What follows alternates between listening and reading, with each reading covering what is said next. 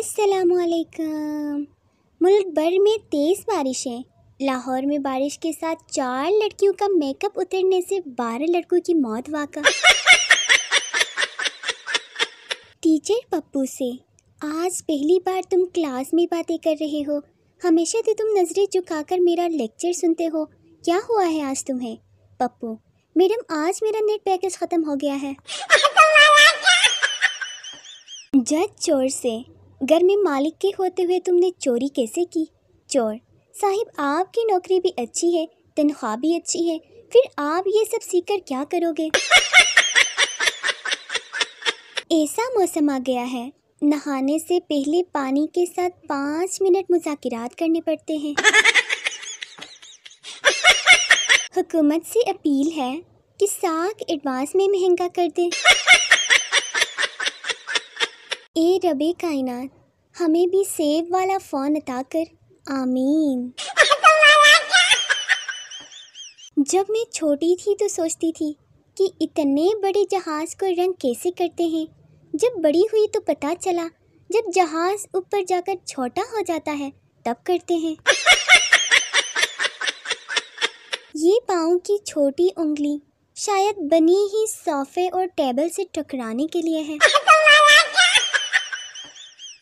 بہو رو رہی تھی، ساس بچوں کی طرح سمجھاتے ہوئے: کیا ہوا بیٹا، کیوں رو رہی ہو؟ بہو: کیا میں چڑیل جیسی دکھتی ہوں؟ ساس: نہیں بیٹا، بالکل نہیں۔ بہو: کیا میری آنکھیں مینڈک کی طرح ہے؟ ساس: نہیں بیٹا۔ بہو: کیا میری ناک پکوڑے جیسی ہے؟ ساس: نہیں تو۔ بہو: کیا میں بھینس جیسی موٹی اور کالی ہوں؟ ساس: نہیں تو، بالکل نہیں۔ یہ سب کس نے کہا تم سے؟ بہو: پھر سارے محلے والے مجھے یہ کیوں کہتے ہیں کہ تم بالکل اپنی ساس جیسی دکھتی ہو؟ ساس ابھی تک بے ہوش۔ اسکول میں ایڈمیشن کے لیے ہیڈ ماسٹر نے فوٹوگرافر کو بلایا اور 10 روپے فی اسٹوڈنٹ پر بات پکی ہوئی۔ ہیڈ ماسٹر نے ٹیچر کو کہا 30 روپے ہر بچے سے جمع کرو۔ ٹیچر نے کلاس میں اعلان کیا صبح ہر بچہ فوٹو کے لیے 50 روپے لے کر آئے۔ ایک بچے نے گھر جا کر ماں سے کہا اسکول والے فوٹو کے لیے 100 روپے مانگ رہے ہیں۔ شام کو بچے کی ماں نے باپ کو بتایا منّے کے اسکول والوں نے فوٹو کے لیے 200 روپے مانگے ہیں، اب بتاؤ اس ملک سے کرپشن کیسے ختم ہوگی؟ ایک آدمی نے زندگی میں کبھی اپنی بیوی کی تعریف نہیں کی۔ ایک دن جمعے کی نماز میں مولوی صاحب نے خطبہ دیا کہ بیوی کی تعریف کیا کرو، یہ بھی ثواب کا کام ہے۔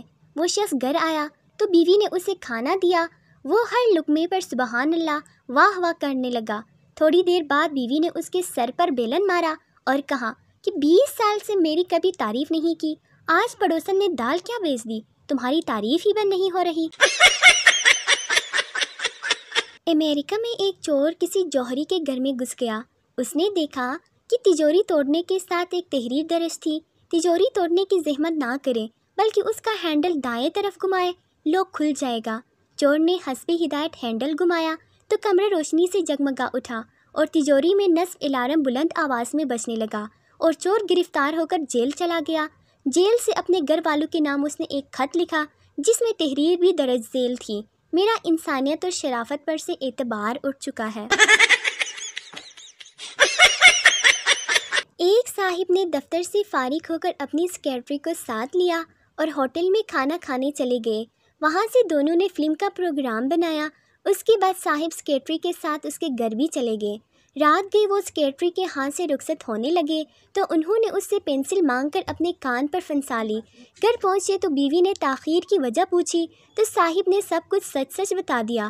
بیوی فاتحانہ انداز میں بولی: جھوٹ، بکواس، تمہیں شو مارنے کی عادت ہے، مجھے معلوم ہے کہ تم دیر تک دفتر میں کام کرتے رہے ہو، پینسل ابھی تک تمہارے کان پر لگی ہوئی ہے۔ بیوی شوہر سے: اگر میں پاکستان کی سب سے بڑی چوٹی کیٹو پر چڑھنے میں کامیاب ہو جاؤں تو آپ مجھے کیا دیں گے؟ شوہر: ہلکا سا دھکا۔ دادا اور دادی نے اپنے جوانی کے دنوں کو تازہ کرنے کا سوچا اور فیصلہ کیا کہ دریا کے کنارے ملیں گے۔ دادا تیار ہو کر دریا کے کنارے پہنچ گیا۔ بہت انتظار کیا پر دادی نہیں آئی۔ دادا غصے سے بھرا ہوا واپس آیا تو دادی کرسی پر بیٹھی مسکرا رہی تھی۔ دادا: تم آئی کیوں نہیں؟ دادی دوپٹے کو انگلی میں گھماتے ہوئے شرما کر بولی، امی نے جانے نہیں دیا۔ ایک گھر میں دال پکی ہوئی تھی، اچانک مہمان آ گئے۔ میاں بیوی پریشان ہو گئے کہ اب کیا کریں۔ بیوی، میں مہمانوں کے پاس بیٹھتی ہوں، تم کچن میں کوئی چیز گرا دینا، میں پوچھوں گی کیا گرا تو تم کہنا قورمہ گر گیا، پھر میں کہوں گی اچھا چلو بریانی لے کر آؤ، تم پھر کوئی چیز گرا دینا، میں پوچھوں گی اب کیا گر گیا، تم کہنا بریانی بھی گر گئی، تب میں کہوں گی اچھا چلو دال ہی لے کر آؤ۔ بیوی مہمانوں کے پاس جا کر بیٹھ جاتی ہے کہ اچانک کچھ گرنے کی آواز آتی ہے۔ بیوی، کیا گرا ہے؟ شوہر، دال ہی گر گئی۔ ایک بار امریکہ میں ہوائی جہاز خراب موسم کی وجہ سے گوتے کھانے لگا۔ جہاز کے پائلٹ نے اپنا تجربہ لگا کر پہاڑوں کے درمیان سے بچتے بچاتے آڑے ترچے کٹ مار کے طیارے کو بچا کر ایئرپورٹ پر لے آیا۔